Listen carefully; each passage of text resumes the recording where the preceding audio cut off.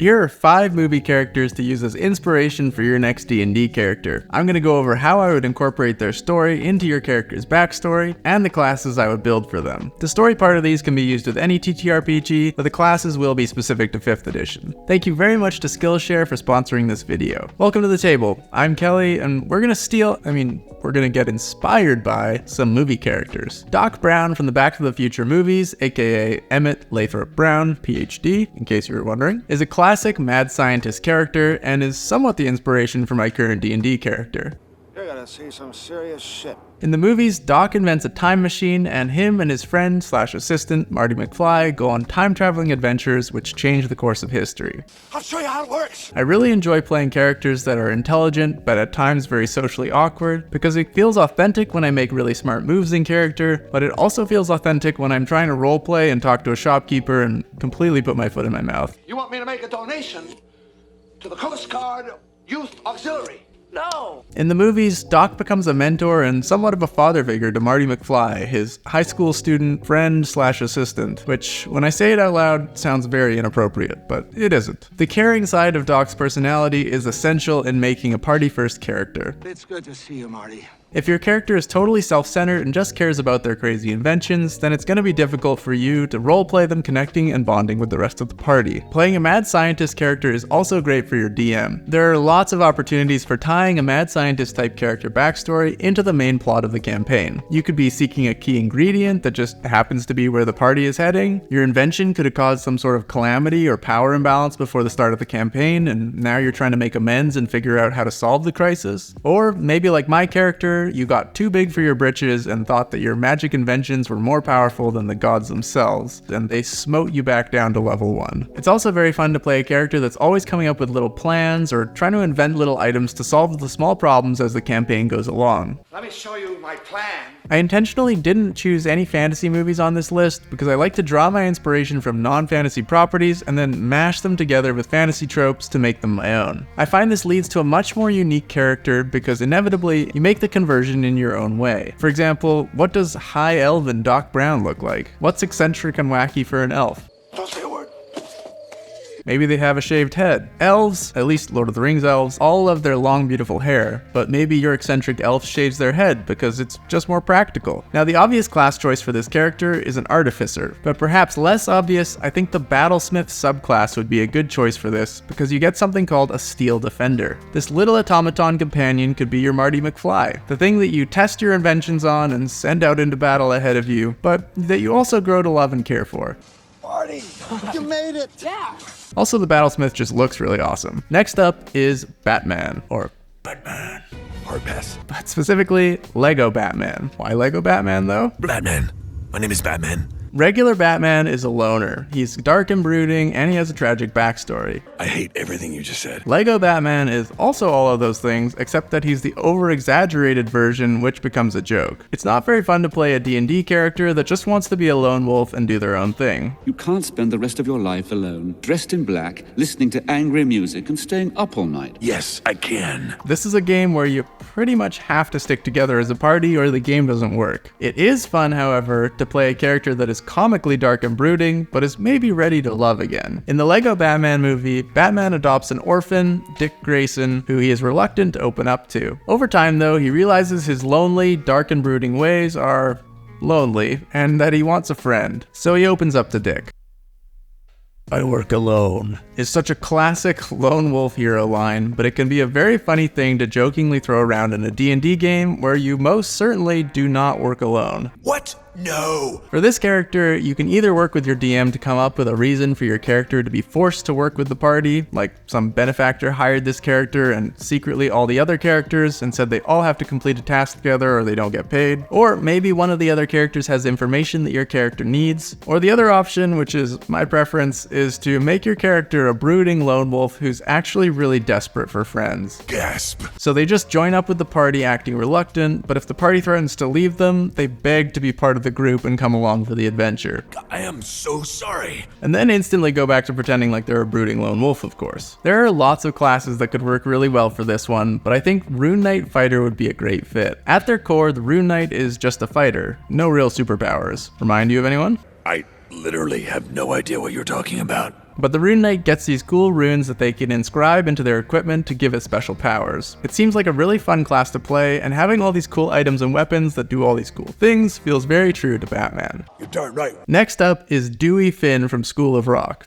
Let's rock! That's right, Jack Black's character from School of Rock. What inspiration could we possibly take from him? Well, let me tell you. But first, thank you to Skillshare for sponsoring this video. Skillshare is the largest online learning community for creatives, with classes on a huge variety of topics including crafts, illustration, writing, graphic design, and many more. Skillshare has learning paths, which are curated class sequences that can help you master a specific skill or a variety of related skills. They're a great option because they're a curated journey with a clear direction. You can discover new teachers that you may not otherwise come across, and they help you stay motivated because you can easily track your progress towards your goal. Skillshare classes are led by industry pros who have real experience and an active community ready to support you. I think this creative productivity learning path looks really interesting. I think the organization and brainstorming could be applied to running a D&D campaign. Overall, the way the courses are laid out makes them really easy to navigate, and it breaks up the information into digestible sections. The classes on Skillshare take a learn by doing approach where you can create and share a project after completing a class. Having something tangible at the end of a class feels really rewarding. The first 500 people to use my link will get a 1-month free trial of Skillshare, so head to the link down in the description to try Skillshare for free and go learn something new. A character inspired by Jack Black's character from School of Rock, Dewey Finn is definitely a character that I would like to play, but he is probably the least heroic fantasy type character out there, or is he? I service society by rocking, okay? Dewey Finn is a wannabe rock superstar who gets kicked out of his band No Vacancy. After spiraling and considering giving up on music, Dewey answers a phone call intended for his roommate, inquiring about his availability for a short-term teaching position. Desperate for money, Dewey accepts the position, pretending to be his roommate. At the school, instead of teaching the material that he's supposed to, he starts teaching the class rock and roll, and they form a class band. What, you want to learn something? Yes, I do.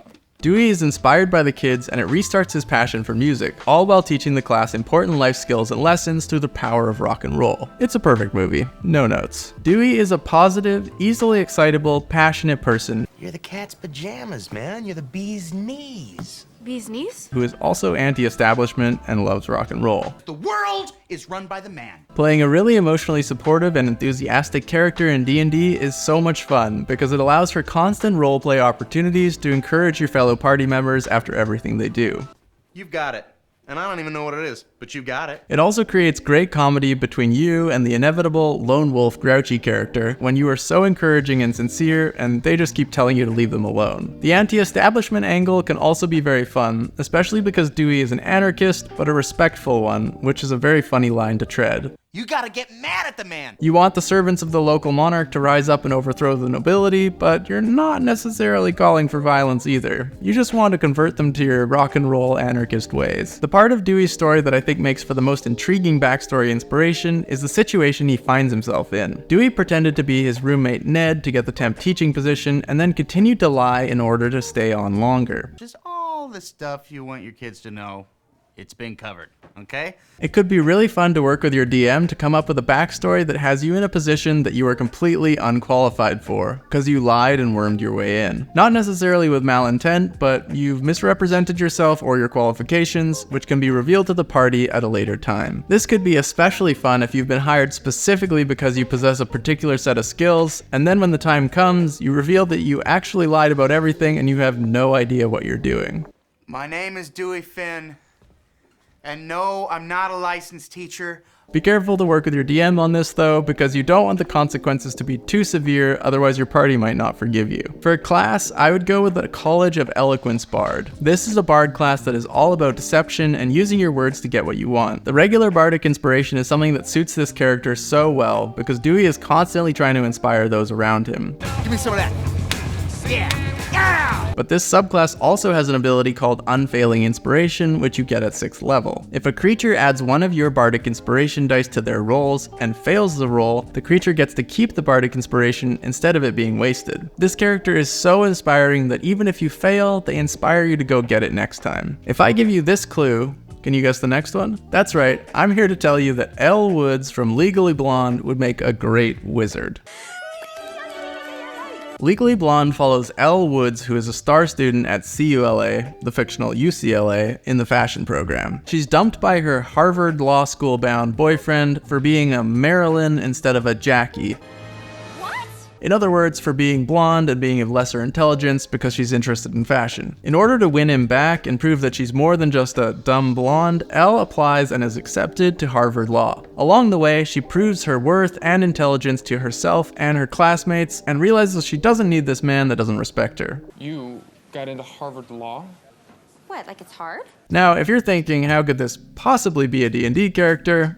Let me tell you, Elle is constantly underestimated because of the way she looks, dresses, and speaks. But when she turns out to be much smarter than people initially assume, it catches them off guard. This is a really fun type of character to play, and it doesn't necessarily have to be a character who is beautiful but also intelligent, but it certainly can be. It's fun to play a character that has a certain appearance or dresses a certain way that causes the other characters in the world to underestimate them, only to surprise them with your competence or intelligence. I'm not afraid of a challenge. If I were to play an Elle Woods type character, I would play a real hot human who puts a lot of effort into the way they look, but because of the quality of their clothes, their out there styling, and the way they speak, they're considered low status and looked down on. However, this character is extremely intelligent and magic comes easily to them, which is surprising to many people in the world. They have something to prove to the world, so they try to be the absolute best in their field and become the best wizard they can possibly be. I would also make this character have low self-worth in the beginning because I think it's a great character arc to play out. I'm never gonna be good enough for you, am I?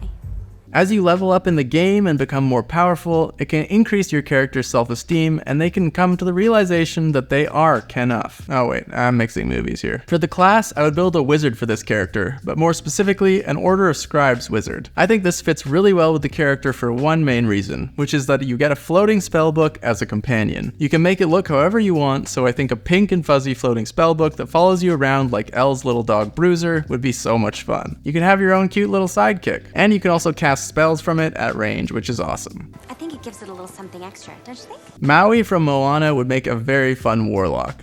Did not see that coming. There's a subclass that is so fitting for this character. In the movie Moana, Maui is a demigod who's obsessed with getting the approval of humans. Maui pulled islands from the sea to give the humans a home, stole fire from the earth to keep them warm, and pulled the sun back to make the days longer. The humans got used to all these gifts, so in order to continue getting praise and adoration, he stole the heart of Te Fiti, a gem that had the power to create life. He thought this would make the perfect gift to the humans, but after stealing it, he unleashed a darkness that started consuming the world. Removing the gem also gave birth to a lava monster, Te Ka, which defeated Maui and banished him to an island, stealing his magic fishhook in the process. Moana, the story's protagonist, was chosen by the ocean to restore the heart of Te Fiti and remove the darkness from the world. She enlists the help of Maui, who is extremely reluctant. No, I'm not going to Te Fiti with some kid. By the way, this would make such an excellent mini-campaign. There's a clear threat or problem, darkness consuming the world. The party is chosen by a deity to take care of the problem. To do so, they must enlist the help of a powerful ally, It's Maui, breathe it in. retrieve the powerful ally's magic weapon, I'm getting my hook. End the discussion. then go fight the BBEG with the help of the ally, who also helped them level up along the way by teaching them cool stuff. There's your next campaign. Okay, Anyways, back to Maui. go. For most of the journey, Maui is very full of himself and reluctant to help. He tries to leave several times, but each time he does, the ocean brings him back. Oh, come on! Eventually, he becomes friends with Moana, and the two of them complete the quest. There are a lot of fun ideas in here. First is the idea of playing a D-leveled character. It can be really fun to play a character that used to be powerful, but has been sent back to level 1 by some deity or other being as a punishment for their actions. I will smite you! It allows you to have a really great redemption character arc, while skipping the first bit where you have to be selfish and not a party-first character, I know, not every day you get a chance to meet your hero. which is not so much fun for your party, and it allows you to jump straight to the redemption part. Your character might be angry and resentful at first, but as they journey with the party, they can grow as a character and learn why their behaviors were wrong. It's also really fun to play a character who is reluctant to go along with the party, but is being forced to by some deity or other being. It means that you pretty much don't have to worry about character motivation, so you don't have to do the mental gymnastics you normally do to come up with reasons as to why your character would want to stay with this bunch of weirdos. If you have a pact with a powerful being, guess what? You try to leave and they just put you back with the party.